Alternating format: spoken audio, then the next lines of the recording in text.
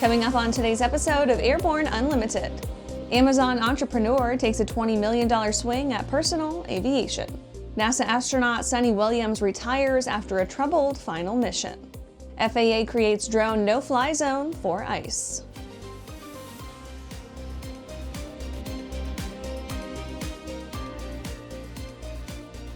Welcome to Airborne Unlimited. I'm your host, Holland Lee. Let's get into today's stories. Amazon entrepreneur takes a $20 million swing at personal aviation. Greg Mercer made his money modernizing how people sell things online.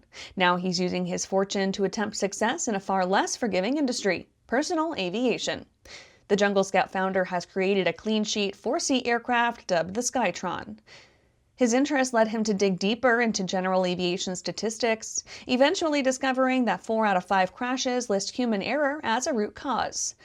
The design that followed is a fully digital fly-by-wire with flight envelope protection. The aircraft is being engineered to actively prevent stalls, overspeeds, excessive bank angles, and other inputs that typically precede loss of control accidents. The goal isn't to eliminate pilots, but to cap how wrong things can go. The current target configuration is a 4-seat aircraft with a planned cruise speed of around 200 knots, roughly 1,000 nautical miles of range, and twin Rotax 916 engines, producing 160 horsepower each.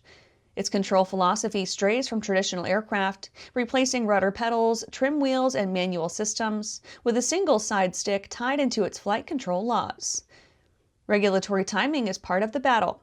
Mercer has pointed to the FAA's Mosaic framework as a door opener for new approaches to light aircraft design, particularly around automation and system integration. Regardless, Skytron has a long and treacherous journey ahead, and it's one that's not afraid to reality check a new startup's dreams. After the break, airlift of PBY to museum delayed.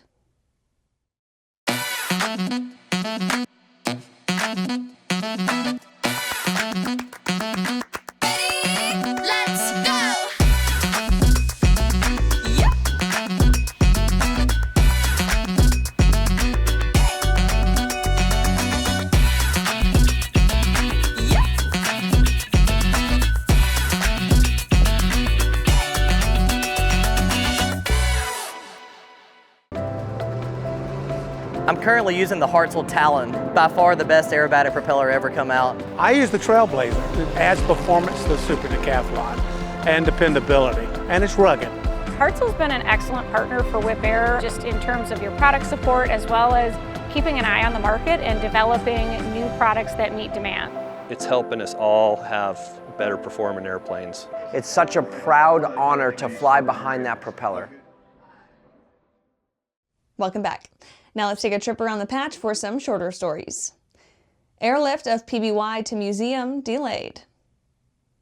The planned airlift of a World War II-era PBY-5A Catalina Tuesday morning in Washington state was postponed after an issue with the Chinook helicopter attempting to lift it. The Chinook helicopter from the Washington Army National Guard was supposed to airlift the Pacific Northwest Naval Air Museum's approximately 83-year-old PBY-5A Catalina, in the museum's possession since 2010, from downtown Oak Harbor to its new home on Altfield Road. Fog at Joint Base Lewis McChord pushed the Chinook's arrival, although the weather in Oak Harbor remained clear. Greece suffers major air traffic control blackout. On January 4th, Greece's air traffic control system hit a snag so embarrassing that even the leader of its aviation authority couldn't bear to return, stepping down from the governor position and leaving the deputy governor to deal with the mess.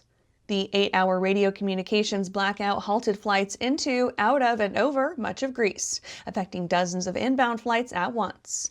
A government commission investigative panel later confirmed what many inside the system had been warning about for years. The country's voice communication and supporting telecom infrastructure is built on way outdated technology. Inspection authorization training course offered for A&P mechanics.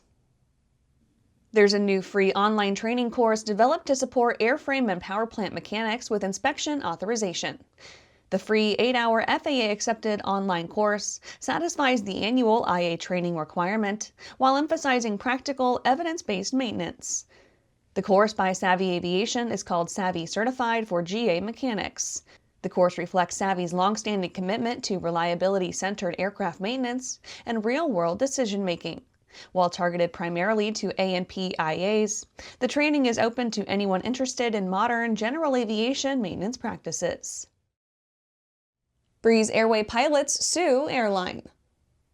Breeze Airways pilots have sued the airline in the U.S. District Court for the District of Utah, alleging the airline has blocked their right to have a collective bargaining agreement.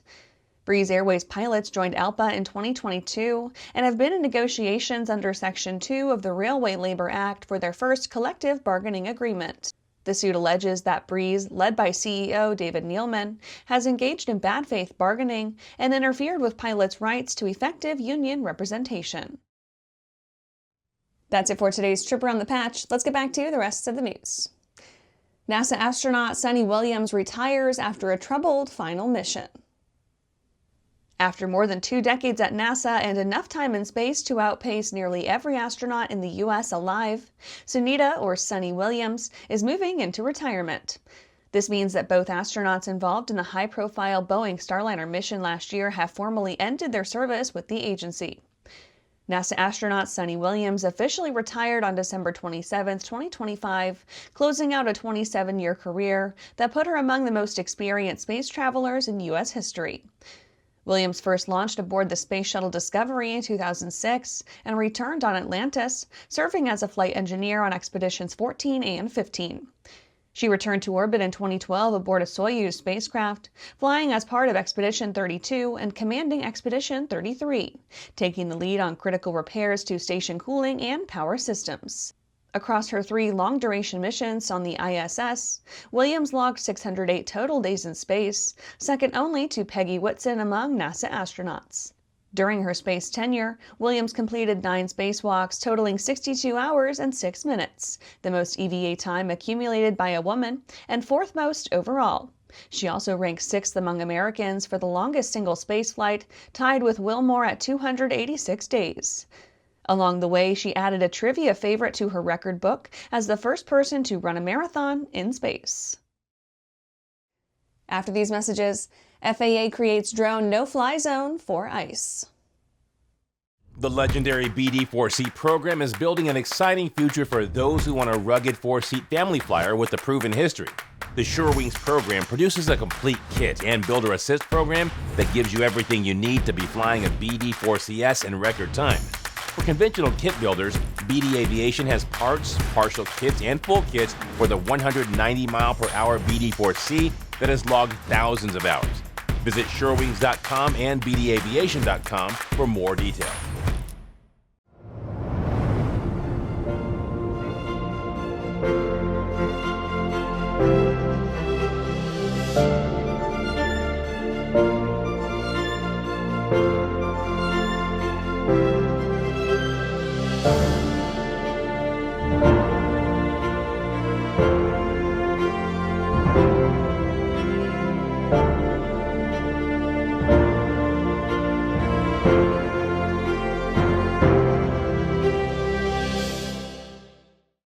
Welcome back. FAA creates drone no-fly zone for ICE. The FAA put a drone no-fly zone within 3,000 feet of Department of Homeland Security facilities and mobile assets, according to NOTAM FDC 64375, posted by the government. The no-fly zone, in essence a TFR, is the same type that the U.S. uses to restrict consumer drones over military bases and Department of Energy research centers and facilities. The order appears to attempt to criminalize the use of drones to film ICE and DHS employees. Unlike typical no-fly zones around military bases and other facilities, the NOTAM does not apply just to static locations like DHS offices, but also, quote, to vessels and ground vehicle convoys and their associated escorts, end quote. The notice classifies areas within 3,000 feet horizontally and up to 1,000 feet of altitude as no-fly zones and as national defense airspace, meaning the skies up to half a mile from ICE vehicles in Minneapolis, for example, could fall under this new jurisdiction. The notice states that people who violate the restrictions can be charged criminally, could face civil penalties, and may lose their authority to fly drones in the future. The new no-fly zone temporary flight restriction applies to DHS employees and vehicles wherever they may be. And that's our show for today. You can catch episodes of Airborne on YouTube, Roku, or Fire TV. Just search for Aero-News or Airborne. And don't forget to follow us on social media. Thanks for watching.